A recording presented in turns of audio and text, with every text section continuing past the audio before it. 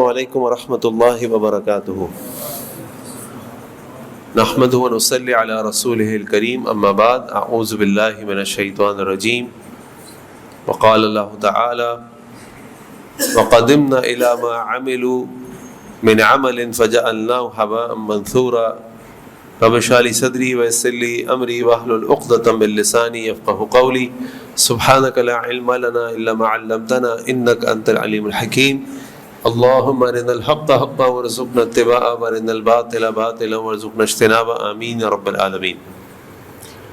امام ابن کثیر رحمہ اللہ نے اپنی تاریخی کتاب میں ایک مسلمان خلیفہ کا واقعہ لکھا ہے جن کا نام تھا مسلمہ رحمہ اللہ۔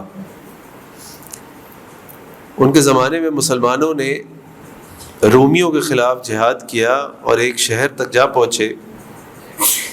اس شہر کے اندر ایک بہت بڑا قلعہ تھا جس کی دیواریں بڑی اونچی اور بڑی مضبوط تھیں، اور کسی بھی طریقے سے مسلمان اس قلعے کے اندر داخل نہیں ہو پا رہے تھے۔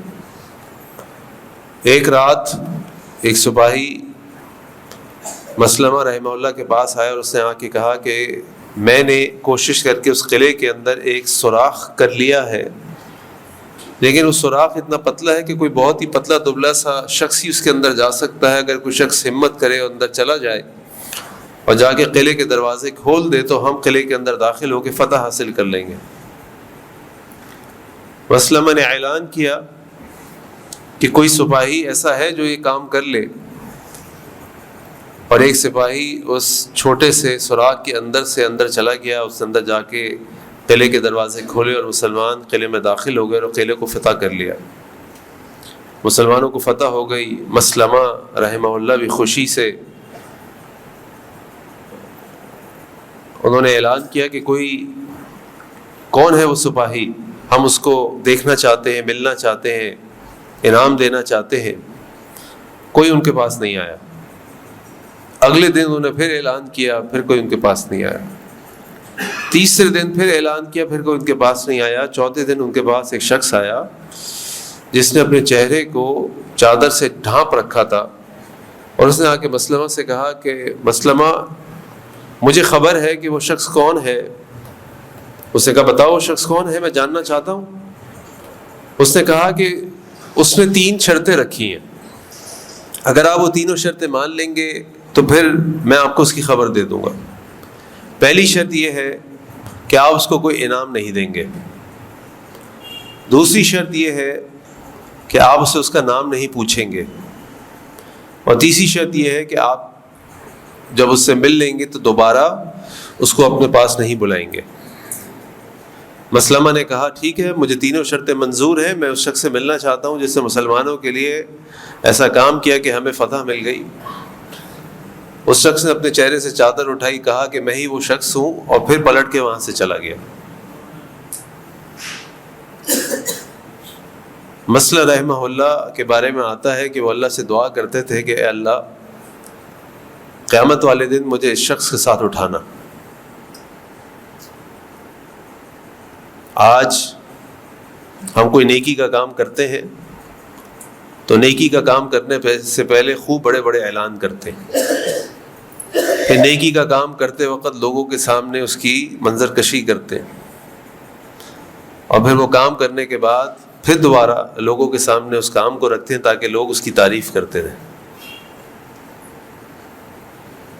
اگر تو ہم یہ چاہتے ہیں کہ ہمیں لوگوں کی خوشنودی حاصل ہو جائے تو یاد رکھیے کہ یہ خوشنودی اس شخص کے جانے کے بعد، مرنے کے بعد ختم ہو جائے گی، پھر کوئی پوچھنے والا نہیں ہوگا۔ لیکن اگر ہم یہ چاہتے ہیں کہ اللہ رب العزت کی خوشنودی ہمیں حاصل ہو جائے، وہ ہم سے راضی ہو جائے، تو وہ دنیا میں بھی ہماری عزت کو بڑھا دے گا اور آخرت میں بھی ہمیں اس کا بدلہ دے گا۔ میرا جو موضوع ہے جو آپ کے سامنے بات کرنے کا، وہ موضوع ہے ریا، اخلاص، دکھاوا۔ کیونکہ آج اللہ رحم فرمائے ہماری عبادات بھی ایسی ہو گئی ہیں کہ ہم ان عبادات کو بھی دکھاوے کے طور پر استعمال کرتے ہیں یا لوگوں کو دھوکہ دینے کے لیے استعمال کرتے ہیں۔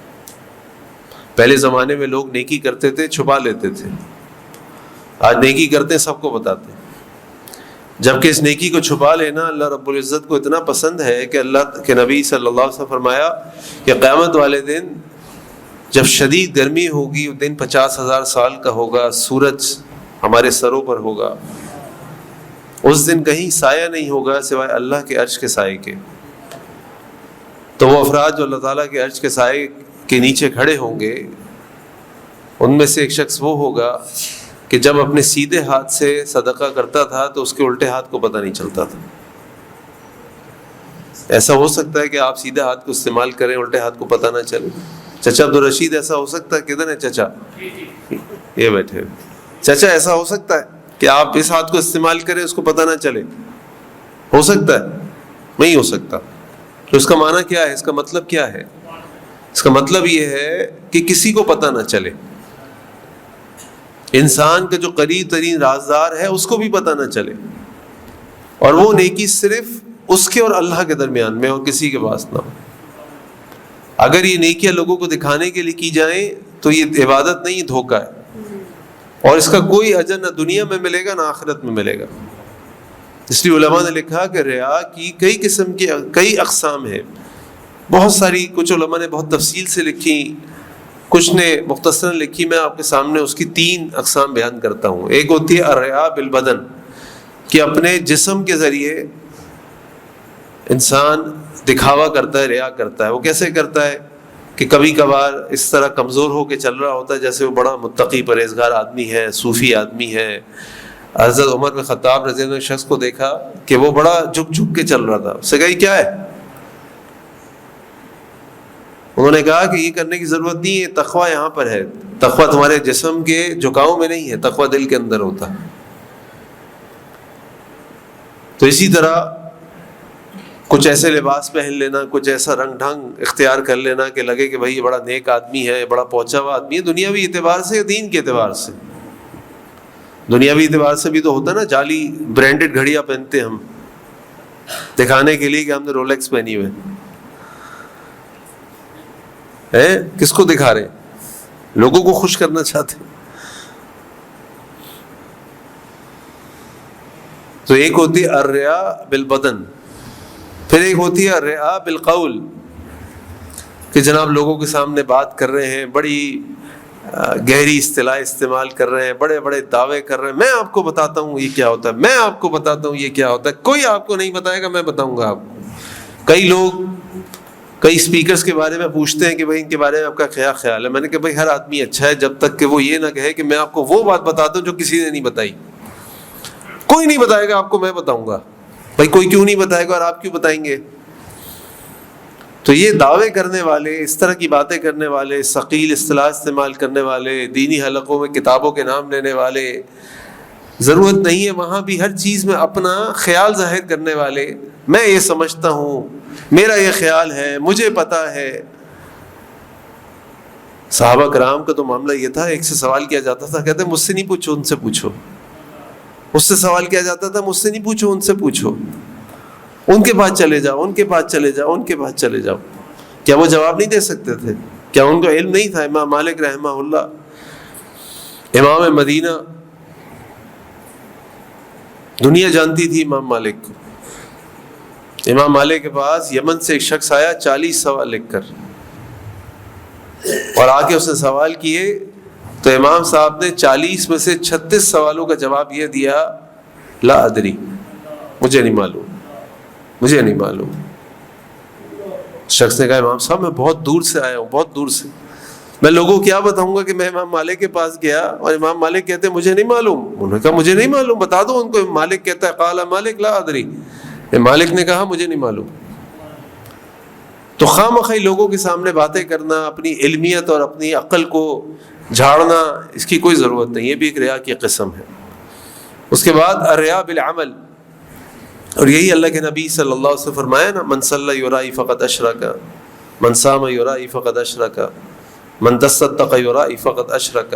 جس نے دکھاوے کی نماز پڑھی اس نے یقیناً شرک کیا، جس نے دکھاوے کا روزہ رکھا اس نے شرک کیا، جس نے دکھاوے کا صدقہ کیا اس نے شرک کیا۔ اب لوگوں کے پاس جا رہے ہیں، رمضان نہیں ہے، غیر رمضان ہے، بیٹھے گئے یار بڑے زور کی پیاس لگ رہی ہے، بھائی پانی پی لو، یار پانی نہیں پی سکتا، روزہ ہے۔ بھائی روزہ رکھا ہے تو چھپاؤ نا اس کو، نیکی کو، کیوں بتا رہے ہو سب کے سامنے جا کے بڑا روزہ لگ رہا ہے، بڑا روزہ لگ رہا ہے؟ بس عادت ہو گئی پھر جمعرات کے روزے کی، یار چھوڑا نہیں جاتا۔ تو ایک شیخ نے، بلکہ میں نے ایک آرٹیکل پڑھا اس میں ریا کے بارے میں، جب میں پڑھ رہا تھا، تحقیق کر رہا تھا، تو اس میں ایک شیخ کا میں آرٹیکل پڑھ رہا تھا، اس میں انہوں نے لکھا کہ بھائی ایک شخص کو شادی کرنی تھی، ایک نوجوان کو شادی کرنی تھی۔ چچا عبدالرشید آپ سنیے گا، بڑے مزے کا واقعہ ہے۔ تو وہ شخص جو ہے وہ ایک مسجد میں چلا گیا کہ وہاں بڑے دیندار لوگ ہیں، میں بڑی اچھی طرح نماز پڑھتا ہوں، تو کوئی نہ کوئی لڑکی کا باپ مجھے دیکھ کے کہے گا کیا نوجوان ہے، کیا نماز پڑھتا ہے، اس سے اپنی بیٹی کی شادی کر لو۔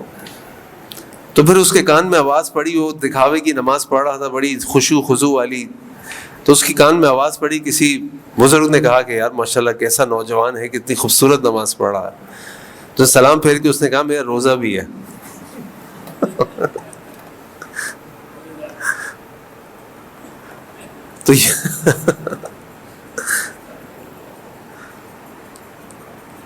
تو یہ ہے ریا بالعمل، دکھاوے کے ذریعے، عمل کے ذریعے دکھانا۔ اور یہی اللہ کے نبی صلی اللہ علیہ وسلم سے اپنے ماجہ کی روایت ہے، صحابہ بیان کرتے ہیں کہ ہم بیٹھے ہوئے تھے ایک مجلس میں اور مسیح الدجال کی بات کر رہے تھے کہ دجال آئے گا، یہ ہوگا، یہ ہوگا، ایسا ہوگا، ایسا ہوگا، پتہ نہیں کیا ہوگا، کیونکہ اللہ کے نبی صلی اللہ علیہ وسلم ہمیں دجال سے ڈراتے ہیں۔ تو اللہ کے نبی صلی اللہ علیہ وسلم آئے تو انہوں نے کہا کہ کیا میں تمہیں بتاؤں، مجھے مسیح دجال کے فتنے سے بھی زیادہ ایک معاملے میں تو خوف ہے۔ اور اس سے پہلے اور احادیث بھی ہے جس میں اللہ کے نبی نے فرمایا کہ ہر نبی نے اپنی امت کو دجال سے ڈرایا ہے، دجال کے فتنے سے خبردار کیا ہے۔ تو آپ نے فرمایا کہ کیا میں تمہیں خبر نہ دوں ایک ایسی چیز کی جس کے بارے میں مجھے تمہارے لیے اس سے زیادہ فکر ہے، مسیح دجال سے زیادہ؟ صحابہ نے کہا کیوں نہیں اللہ کے نبی صلی اللہ علیہ وسلم، ہمیں بتائیے۔ تو آپ نے فرمایا الشرک الخفی، خفی چھپا ہوا شرک، ان یقوم رجل یصلی فیزین صلاته لما یرا من نظر رجل، کہ ایک شخص نماز پڑھتا ہے اور جب وہ دیکھتا ہے کہ لوگ اس کو دیکھ رہے ہیں، کوئی اس کو دیکھ رہا ہے، اپنی نماز کو اور خوبصورت کر لیتا ہے۔ یہ ریاکاری، یہ دکھاوا، یہ شرک خفی ہے، یہ اللہ تعالیٰ کو شدید ناپسند ہے۔ کیوں؟ کیونکہ تم یہ عمل کیوں کر رہے ہو؟ لوگوں کے لیے، تو جاؤ لوگوں سے لے لو اس کا بدلہ۔ پیدا میں نے کیا، تخلیق میں نے کیا، پالا پوسا میں نے، رب میں تمہارا ہوں، مانگتے مجھ سے ہو، دیتا میں ہوں، اور دوسروں کے لیے عمل کرتے ہو۔ تو اللہ تعالیٰ کو یہ عمل شدید ناپسند ہے۔ اللہ تعالیٰ نے قرآن میں فرمایا وَقَدِمْنَا إِلَىٰ مَا عَمِلُوا مِنْ عَمَلٍ، اور وہ آئے ہمارے پاس جو بھی اعمال لے کر، جو اعمال میں سے انہوں نے کیے، فَجَعَلْنَاهُ هَبَاءً مَنْثُورًا، ہم نے ان کے اعمال کو اڑا کے رکھ دیا، کسی کام کے نہیں رہے وہ اعمال، ختم ہو گئے وہ اعمال۔ اس لیے ابن مبارک رحمہ اللہ فرماتے کہ اسی لیے ایک چھوٹا سا عمل بھی نیت کی وجہ سے بہت بڑا عمل بن جاتا ہے، اور ایک بہت بڑا عمل بھی نیت کی وجہ سے چھوٹا عمل بن جاتا ہے۔ اس لیے ہم دیکھتے ہیں کہ اللہ کے نبی صلی اللہ علیہ وسلم کی حدیث، ایک شخص کہیں سے گزر رہا تھا، راستے میں ایک جھاڑی پڑی ہوئی تھی کانٹے دار، اس نے کہا کہ میں اس کو راستے سے ہٹا کے ایک طرف کر دیتا ہوں تاکہ کوئی یہاں سے گزرے تو اس کو تکلیف نہ ہو۔ اس شخص نے اس کانٹے دار جھاڑی کو اٹھا کے سائڈ پہ رکھ دیا۔ اللہ تعالیٰ نے اس نیکی کے بدلے اس کو جنت دے دی۔ کیوں؟ کہ اس کی نیت یہ تھی کہ میں اپنے رب کی جو مخلوق ہے اس کو تکلیف سے بچا لوں، میرا رب مجھ سے راضی ہو جائے۔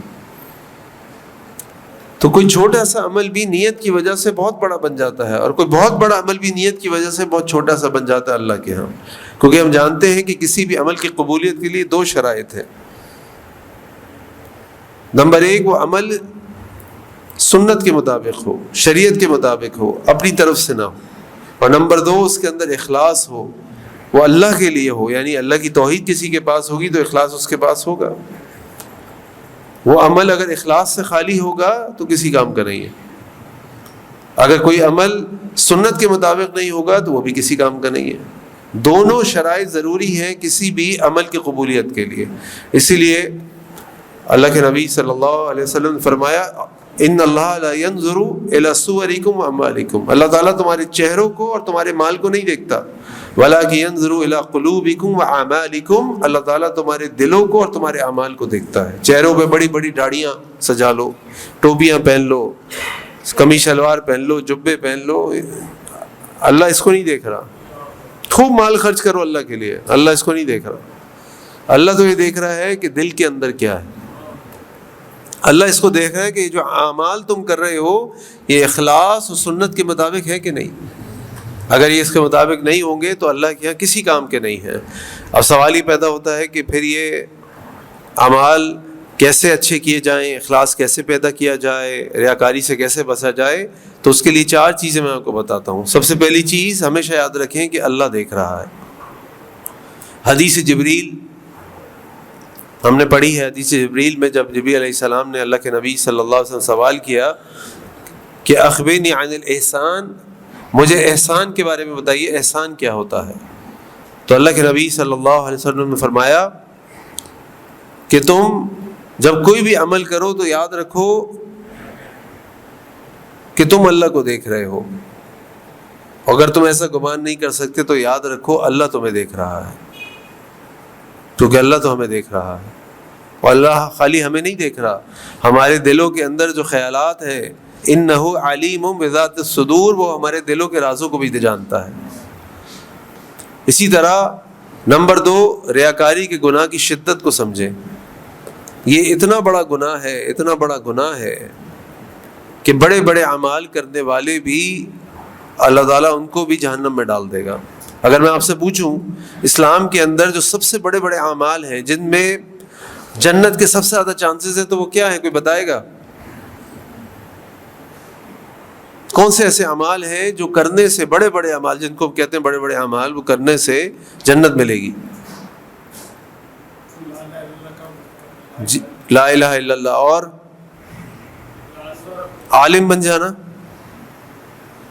کوئی اللہ قاری قرآن بن جائے، عالم بن جائے، جہاد فی سبیل اللہ، اور انفاق فی سبیل اللہ، اللہ کے راستے میں مال خرچ کرنا۔ آسان کام ہے مال خرچ کرنا، آج تو مال لینے کے لیے اپنے بھائی کا گلا کاٹنے کو تیار ہیں ہم۔ تو اپنا مال اللہ کے راستے میں خرچ کر دینا اور دھڑا دھڑ خرچ کر دینا۔ یہ 3 اعمال، عالم، قاری، شہید اور مال خرچ کرنے والا، یہ وہ 3 افراد ہیں جن سے سب سے پہلے جہنم کی آگ کو دکھایا جائے گا۔ کیونکہ جب یہ تینوں اللہ کے پاس حاضر کیے جائیں گے اور تینوں کہیں گے اللہ ہم نے آپ کے لیے کیا، آپ کی رضا کے لیے کیا، آپ کو خوش کرنے کے لیے کیا، اللہ تعالیٰ فرمائیں گے نہیں، تم چاہتے تھے لوگ تمہیں قاری قرآن کہیں۔ دوسرے سے کہیں گے تم چاہتے تھے لوگ تمہیں شہید کہیں، تیسرے کہیں گے تم چاہتے لوگ تمہیں سخی کہیں، لوگوں نے تمہیں کہہ دیا۔ تو جن کے لیے تم نے کیا انہوں نے تمہیں کہہ دیا، بدلہ مل گیا۔ تو لہٰذا اب تم جہنم میں جاؤ اور جہنم کی آگ کو دہکاؤ، اس کے بعد میں گنہگاروں کو، کفار کو، مشرکین کو بھیجتا ہوں۔ سب سے پہلے تم جہنم میں جاؤ۔ نمبر 3، اپنی نیکیوں کو چھپانے کی کوشش کریں، اپنی نیکیوں کو ظاہر کرنے کی کوشش نہ کریں۔ یعقوب المعقوف رحمہ اللہ فرماتے تھے کہ مخلص وہ ہے جو اپنی نیکیوں کو اس طرح چھپائے جس طرح اپنے گناہوں کو چھپاتا ہے۔ اپنے گناہوں کو چھپاتے ہیں، اپنی غلطیوں کو چھپاتے ہیں، کسی کے سامنے نہیں لاتے، کوشش کرتے ہیں کسی کو پتہ بھی نہ چلے۔ تو یعقوب رحمہ اللہ نے فرمایا کہ مخلص وہ ہے جو اپنی نیکیوں کو ایسے چھپائے جیسے اپنے گناہوں کو چھپاتا ہے۔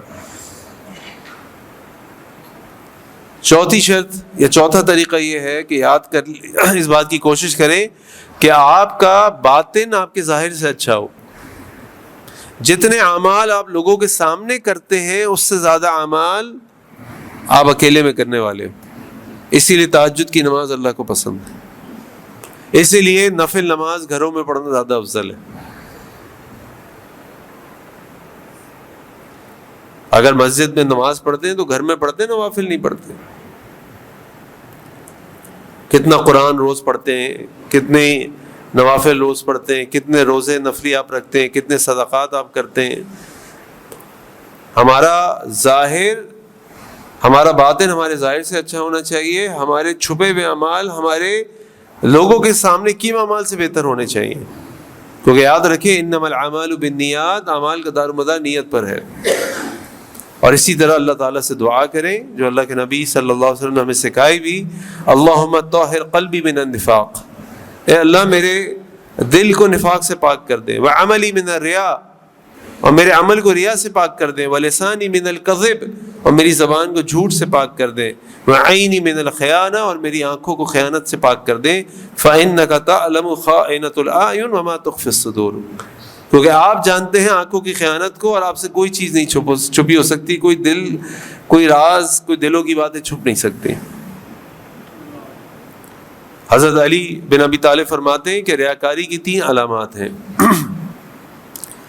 جب تنہائی میں ہوتا ہے تو عبادت میں سستی کرتا ہے، جب مجمع میں ہوتا ہے تو چست ہو جاتا ہے، جب تعریف کی جائے تو زیادہ عمل کرتا ہے، اور جب مذمت کی جائے تو کم عمل کرتا ہے۔ حضرت فضیل بن عیاض رحمہ اللہ فرماتے ہیں کہ ماضی کے ریاکار اس عمل کا دکھاوا کرتے تھے جو وہ کرتے تھے، اور آج کے ریاکار ایسے اعمال کا دکھاوا کرتے ہیں جو کرتے ہی نہیں ہیں۔ تو یاد رکھیں کہ عبادت اور دھوکے میں جو فرق ہے نا، وہ صرف ہمارے دل کو پتہ ہے اور اللہ کو پتہ ہے، کسی کو نہیں پتہ۔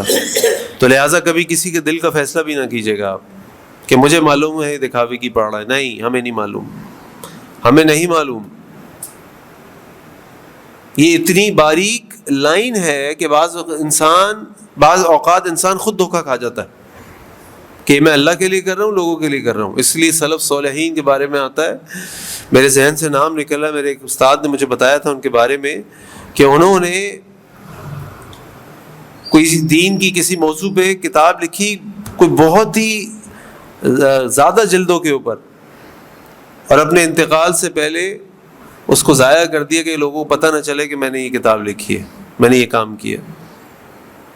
امام مالک رحمہ اللہ جب موطا لکھ رہے تھے تو ان کے ایک شاگرد نے آ کے کہا کہ امام صاحب آپ موطا لکھ رہے ہیں تو ہر کوئی موطا لکھ رہا ہے، کون پڑھے گا آپ کی موطا؟ انہوں نے کہا کہ جس نے اللہ کے لیے لکھی وہ قائم رہے گی۔ آج امام مالک کی موطا سب سے زیادہ پڑھے جانے والی موطا ہے، موطا امام مالک۔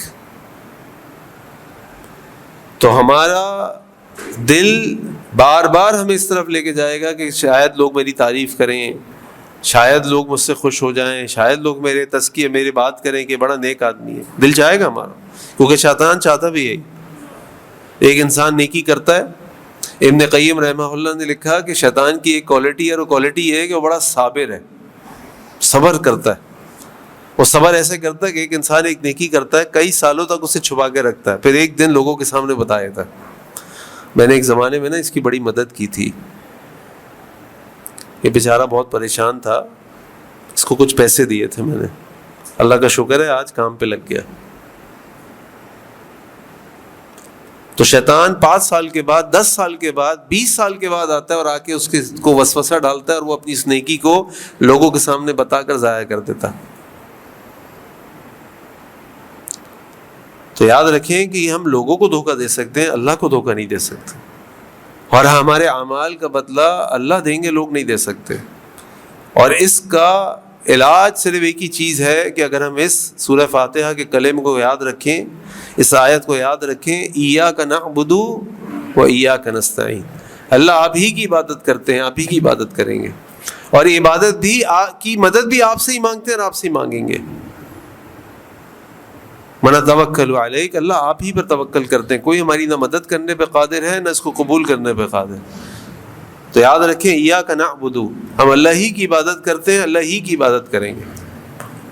تو بہت باریک سی لائن ہے یہ، بس اللہ اور اللہ کا بندہ جانتا ہے، کوئی نہیں جانتا۔ تو اپنے بارے میں فکر مند ہوئیں، دوسروں کے بارے میں ہمیشہ حسن و ظن رکھیں، اس کے بارے میں کوئی برا گمان نہ کریں، اپنی فکر میں رہیں ہر وقت، اپنی فکر میں۔ اللہ تعالی ہم سب کو ریاکاری سے بچائے، اور اللہ تعالی ہم سب کو اخلاص سے بھرپور اعمال کرنے کی توفیق عطا فرمائے۔ سبحانک اللہم بحمدک، اشہد ان لا الہ الا انت، استغفرک و اتوب الیک۔ السلام علیکم و رحمۃ اللہ وبرکاتہ۔